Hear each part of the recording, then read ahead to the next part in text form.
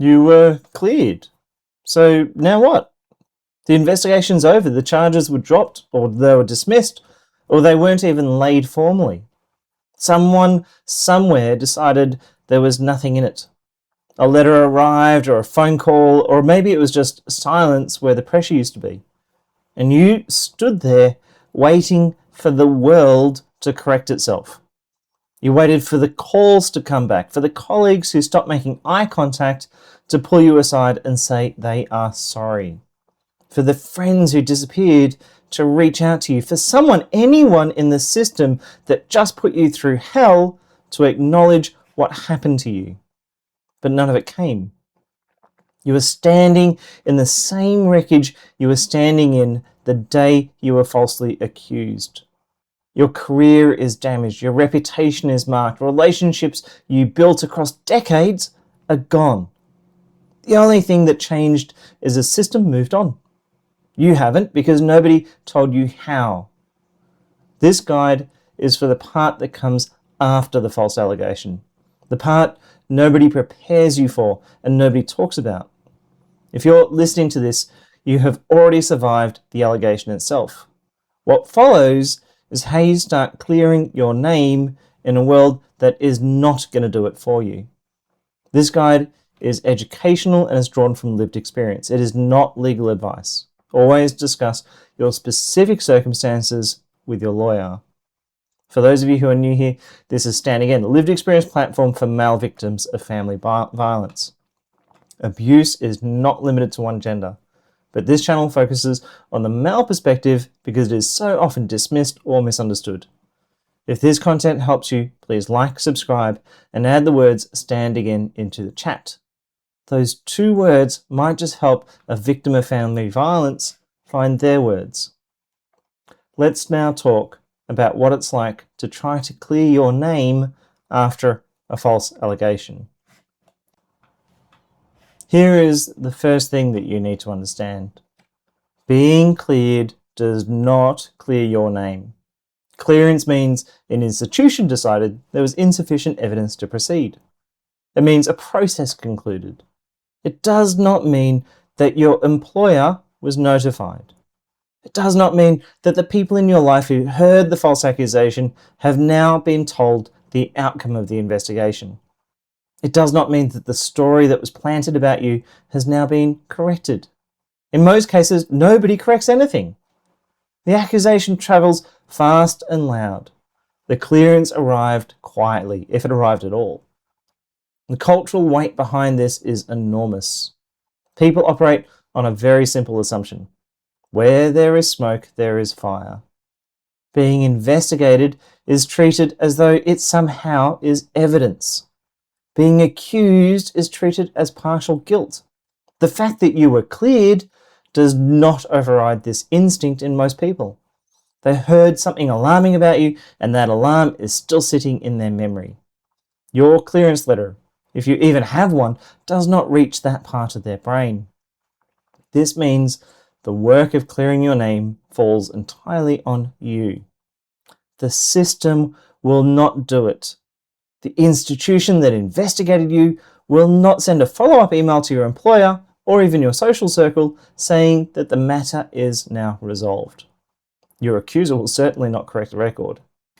You are the only person with the motivation and the information to do this work, and that is deeply unfair. But it is the reality you are operating in. The psychological weight of this moment is often worse than the investigation itself. During the investigation, you had something to fight. There was a process, there was lawyers, there was timelines, outcomes to work towards. Now the process is over, and you are left with the aftermath and no roadmap to recovery. Most men describe this phase as hollow. The vindication they expected to feel just never arrives. What arrives instead is exhaustion, anger, and the slow realization that the damage is permanent unless they actively work to repair it. Before you begin this work, though, you need to understand what you're up against. There are 2 categories of barriers, and both are operating at the same time. The first is the practical barriers. These are the doors that close before you reach them. The employer who doesn't return your call. The recruiter who sees something during a background check and moves to the next candidate. The industry contact who was warm before and is now unavailable. These professionals quietly distance themselves and nobody tells you why. You just stop hearing back. This is one of the hardest realities of false allegations. The damage happens in rooms you are never invited into. Decisions are made about you without your input. Opportunities disappear without explanation. You cannot share your side of the story with people who will not give you the meeting. And the longer the gap grows between the allegation and your attempt to address it, the harder it becomes. People fill silence with assumptions. The assumption is rarely in your favor. For men who lost employment during the investigation, re-entering the workforce carries a particular burden.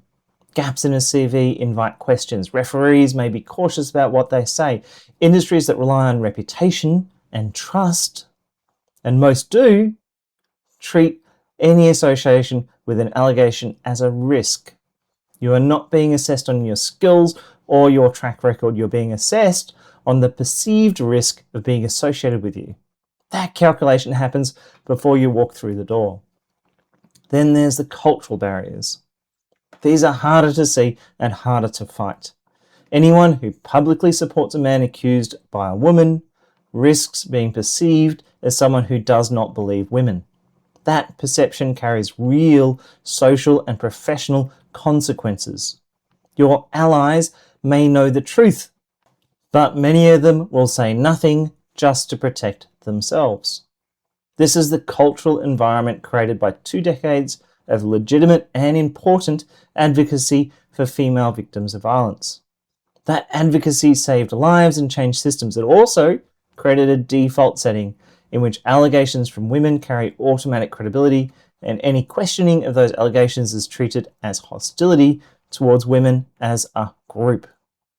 For a man trying to clear his name, that means the simple act of saying that accusation was false places him in a culturally dangerous position. He sounds like every man who has ever denied something he actually did. Your friends, colleagues, and professional contacts feel this cultural tension. Supporting you means navigating it. Many will choose the path of least resistance, which is silence. They are not bad people. They are people operating inside a cultural framework where the cost of vocal support is high and the cost of quiet withdrawal is 0. Name this dynamic for yourself so you understand what is happening. The silence around you is not always about what people believe. It is often about what they are willing to risk. Here is where the strategy begins, and this may be the more important section in this guide. Your instinct will be to prove your innocence, to present evidence, to walk people through the timeline and the inconsistencies and the documentation that shows the allegation was false. That instinct makes complete sense. You were wrongly accused. You want to set the record straight. The problem is that most people do not have the bandwidth, the interest, or the attention span for your evidence. They are not a court. They're not going to sit with you while you walk through a folder of documents. What they will absorb is a single sentence that provides context. My ex-partner made allegations during a custody dispute. I was investigated and cleared. That sentence does more than a folder of evidence. It reframes the entire situation. People understand custody disputes. They understand that separations get ugly. They understand that people do desperate things when children and assets are involved. When the motive is visible, the allegation stops being a mystery and becomes a recognizable pattern. This is not about lying or spinning a story. It's about giving people the context they need to make sense of what they heard. Without context, an allegation sits in someone's mind as an unexplained data point. With context, it sits inside a framework that makes sense. The framework is coercive control. The allegation was a tactic deployed at a specific moment for a specific purpose. When you do have the opportunity to address the allegation with someone who matters, lead with motive. Not with your feelings about it, not with your anger, not with the details of what was or was not true. Lead with the why. Keep the language calm and factual. You are providing information, not making a case. She made allegations during our custody proceedings. They were investigated and I was fully cleared. The tone should be the same tone you would use to explain any other factual situation. Matter of fact, direct, brief. If the person wants to know more, they will ask. Let them lead that conversation. Your job is to plant the context and let it sit. If they don't ask, the context alone is doing its work. They now have a framework that makes the allegation make sense. Do not over-explain. The moment you start going through every detail is the moment you start looking defensive. Defensiveness confirms suspicion in most people's minds. Brevity communicates confidence. Confidence communicates truth. One of the most powerful pieces of context you can provide is timing. When did the allegation land? During separation? During a custody application? After you filed for property settlement? After you started documenting her abusive behaviour? After she learned you had consulted a lawyer? When people can see the sequence, the strategic intent becomes obvious. Allegations that arrive at moments of maximum legal or financial leverage do not look like the actions of someone seeking safety. They look like the actions of someone seeking advantage. You do not need to say this. The timing says it for you. Simply placing the allegations inside that finite chronicle sequence allows the person you're speaking with to draw their own conclusions. Let's now talk about building your clearance folder. Whatever documentation you have, organize it. This is your evidence base and you may need to deploy it at very short notice. Collect everything available to you. Dismissal letters, police clearance certificates, investigation findings, court outcomes, withdrawals of charges, letters from your legal representative confirming the matter was resolved. Digitize it if you can. Store it on your phone in cloud storage so you can access it anywhere. This folder is not for public distribution. It is not for posting onto social media or emailing to everyone you know. It is held in reserve and presented directly to specific decision makers when questions arise. A future employer doing a background check, a professional licensing body reviewing your standing, a landlord who hesitates. These are the moments where documentation matters, and having it ready communicates that you anticipated the question and you have nothing to hide. When you don't have formal documentation, things can get more complicated. Many men in coercive controlled situations are cleared informally. Investigations are simply dropped. Complaints are withdrawn. Charges might never be laid. The matter simply goes away, and no one gives you paperwork to prove it. If this is your situation, the strategy shifts. Request written confirmation from your lawyer that the matter was resolved and no findings were made against you. If the investigation was through your employer or a professional body, request a letter confirming the outcome. If neither of those is possible, build your evidence base from what you do have. Character references from credible sources, a written timeline of events, and the simple logic that if the allegations had merit, they would have been consequences. In conversation, this logic is your strongest tool. If any of that were true, I would have been charged, I would have lost custody, there would have been an outcome. There was none because it was false. This is calm, factual, and difficult to argue with. The instinct after being cleared is to defend yourself to everyone. Every sideward glance, every whispered conversation, every person who was warm before and is now distant. The urge to correct the record with all of them is powerful and completely understandable. It will also exhaust you and achieve very little. You cannot clear your name with every person who heard the false accusation. Some people made their decision the day they heard it, and no amount of evidence or context will shift them. Spending energy on those people drains the limited resources you have for the people who actually matter. Instead, identify 2 or 3 influential people in each sphere of your life. Professional, social, community. Look for people who are respected, people whose opinions others will follow. People who, if they were seen having a coffee with you and acting normal, would signal to everyone watching that you are fine, that the situation is resolved, that the story they heard was incomplete. Invest your energy in those people. Have the conversation, provide the context, share the documentation if appropriate. When the right people know the truth, it travels slowly. You don't have to carry it to every door yourself.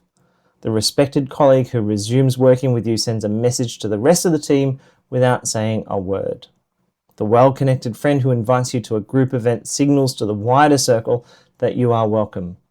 Influence flows through networks. Use the architecture of those networks to your advantage. In any social or professional circle, there are 3 groups after a false allegation.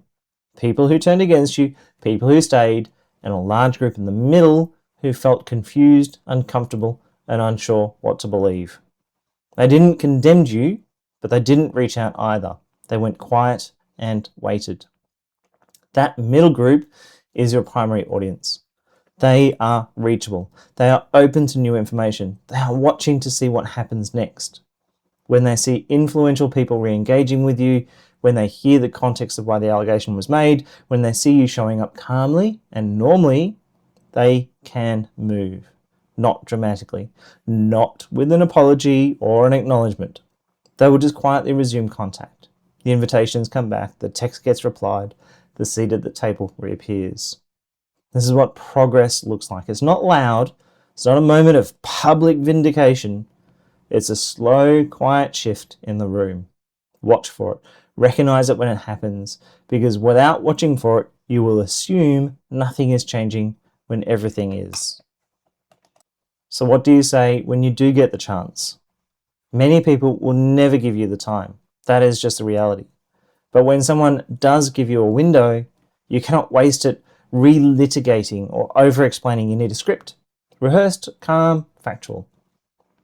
For casual social context, where someone brings it up or you sense they've heard something, you can say things like, that was a false allegation made during our separation. It was investigated and I was fully cleared. Deliver it with direct eye contact. Do not look away. Do not soften it with qualifiers or apologies. Then change the subject to something normal. The power of this response is its brevity. You are providing a definitive statement, not opening a discussion. The conversation moves forward and the person is left with a clear, confident correction that is difficult to argue with. For someone who matters to you personally or professionally and who is willing to listen, then you can go for a longer version. During our separation, my ex-partner made false allegations against me. The timing was connected to our custody proceedings. Everything was investigated thoroughly and I was cleared of all of it. I have the documentation if you'd like to see it, but the short version is that it was a tactic and it worked exactly as it was designed to. It damaged my career and my relationships. I am now focused on moving forward. This version provides context, motive, evidence availability, and a forward-looking close. It communicates that you are not hiding, you are not bitter, and you are not looking for sympathy. You're simply setting the record straight. For a potential employer, a recruiter, or a professional contact who may have heard something or noticed a gap, try, I went through a difficult separation that included false allegations. They were investigated and fully resolved with no finding against me. I'm happy to provide documentation confirming this. It was a deeply challenging period, and I'm ready to re-engage professionally. Keep it brief, keep it factual. Let them ask follow-up questions if they want to. Most will not. What they needed was an explanation that made sense and a signal that the situation is now resolved. And you have given them both. As a part of all of this, you would have noticed I didn't attack the accuser. This is probably the safety advice more than it is a strategic advice. The urge to publicly discredit the person who did this to you is powerful. It feels like justice. It feels like the thing you are owed after everything they put you through. You may fantasize about telling everyone exactly what she did, exposing her lies, making sure the world knows who she really is. This is the single most dangerous thing you can do. Publicly attacking her triggers escalation. New allegations, applications for intervention orders, disruption to custody arrangements, contact with your employer. Each escalation creates new problems that require new legal responses, new emotional energy, and new damage to repair. You end up in a cycle where every attempt at justice creates a new front to defend. It also feeds the narrative that was used against you in the first place. If she positioned you as aggressive, controlling, or dangerous, then publicly attacking her confirms that characterization in the eyes of anyone watching. You look like exactly what she said you were. The people you are trying to win back see a man going after his ex-partner, and the context you carefully provided gets overwritten by the impression of you being hostile. Your energy goes into rebuilding, not retaliation. The best response to a false allegation is a life that disproves it. A man who is calm, stable, present for his children, engaged in his career, and measured in how he speaks about what happened is a man who is very hard to characterize as dangerous. Let the characterization collapse under the weight of who you actually are. This does not mean you have no recourse. Speak with your lawyer about defamation claims, cease and desist letters, or other legal protections. If the false accuser continues to spread the false allegations after you were cleared, there are formal channels to address that. Use them. The legal system is where accountability belongs. Social media, mutual friends, and public confrontations are where damage multiplies. The reality is, clearing your name is slow. It happens in small, quiet moments that are easy to miss if you are not watching for them. You might see someone who went silent reach out with a casual message, or a colleague who asks you to join a project they might have avoided involving you in 6 months ago. Or an old friend suddenly asks to catch up. An acquaintance mentions the situation with sympathy rather than suspicion. These are signs that the context you provided is moving through your network. The motive is starting to land. The influential people you invested in are doing their work, whether consciously or just by behaving normally around you and letting others see it. Recognize these signs when they appear. They matter because this process is genuinely slow, and the absence of visible progress can feel like nothing is changing. Everything is changing, it's just changing at the pace of human social dynamics, which is gradual, it's quiet. And if you burn out before the shift reaches you, you lose the ground you gained. Keep showing up, keep being present, keep acting normally. Rumors need fuel and reactions to survive. When you offer no defensiveness and no drama, when you bring stability and calm to every room you walk into, people get bored with the old story. The new story, the one where you are fine and moving forward, takes over because it is more current and more visible. That doesn't mean all the doors will suddenly reopen. There are some doors that won't. Some employers will never call back. Some friendships are gone. Some professional contexts decided the day the allegation landed that the risk of association was too high, and no amount of evidence will change their calculation. This is painful. It's also real, and pretending otherwise wastes the energy you need for the doors that are still open. The skill here is knowing which doors to keep pushing and which to walk away from. A person who avoids you, changes the subject when you try to address it, and shows no interest in hearing your side has made their decision. Continuing to pursue that person costs you emotional energy and dignity without producing any result. I'm sorry, let them go. Their absence tells you something about who they are, and that information is useful even though it hurts. The people who matter are the ones who are still in the middle, still uncertain, still open to being reached, still watching to see what happens. These are the people your strategy is designed for. They are reachable, they are worth your energy, and when enough of them shift, the ones who left stop mattering as much. Your world contracts for a while, and then it expands again, populated by people who actually know you. Some of what you lost will never come back. A career path interrupted by false allegations may not resume in the same form. A friendship that shattered under the weight of the false allegation may never heal. Grieve those losses. They are real. Do not let them define what is possible from here.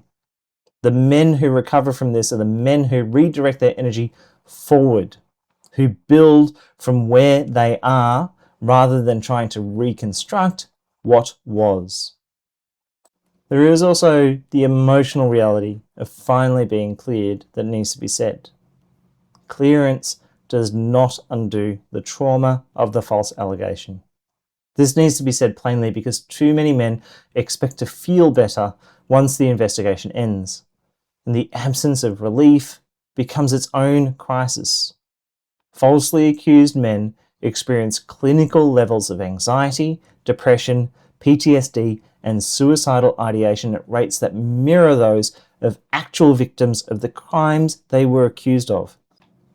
These symptoms do not resolve when the charges are dropped. For many men, the period immediately after clearance is the most psychologically dangerous. The adrenaline that sustained you through the investigation disappears. The structure of the legal appointments and the deadlines disappears. What remains is the full weight of what happened and nothing to distract you from it. You may find yourself becoming hypervigilant, scanning every interaction for signs that people know what they suspect, that the allegation is following you into new rooms. You may avoid social situations because the risk of encountering the topic feels unbearable. You may struggle with anger that has no productive outlet, grief for the life you had before this, and a pervasive sense that the world is fundamentally unsafe. These are normal responses to an abnormal situation. They are not signs of weakness. They are the psychological consequences of having your identity, your freedom, and your relationships attacked by someone you trusted. Seek professional support. A trauma-informed coach or therapist like myself, ideally one who understands coercive control and the specific dynamics of false allegations within intimate partner abuse. If you are in Australia, your GP can create a mental health care plan that provides subsidised sessions. If cost is a barrier, community mental health services and men's support lines are available. If you are experiencing thoughts of self-harm, please contact Lifeline on 13 11 14 or Men's Line Australia on 1300 78 99 78. You survived the false allegation, you can survive the aftermath, but you do not have to do it alone. If you need, you can book in a coaching session with me. The details are on my website at standagain.com.au. False allegations are a weapon. They are deployed deliberately at moments of maximum impact to achieve specific outcomes, like custody advantage or financial leverage or destruction of your reputation, or even just continued control after the relationship has ended. Understanding this is the foundation of everything in this guide. You were not the victim of misunderstanding, you were the target of a tactic. The system that investigated you was not designed to restore what was taken. It was designed to process a case. Now the case is closed and the restoration work is yours to do. This is unjust. It is also the only path forward. Clear your name with the people who matter. Provide context, not evidence. Lead with motive. Choose your targets carefully. Show up consistently and calmly. Do not attack the accuser. Watch for the quiet signs that the truth is moving through your networks. Grieve what you lost. Build from where you are. And remember that clearing your name is an act of defiance. Every conversation where you calmly state the truth, every room you walk into where your head is held high, every relationship you rebuild on honest ground is a direct refusal to be defined by a lie. You were cleared. Now clear yourself. This is Stand Again, lived experience platform for male survivors of family violence. Please like, comment, and subscribe. Your voice might just help another man find his. If you're looking for one-on-one support, you can book coaching with a member of the Stand Again team. Simply visit standagain.com.au, where you will also find grounded information on surviving and recovering from family violence as a man.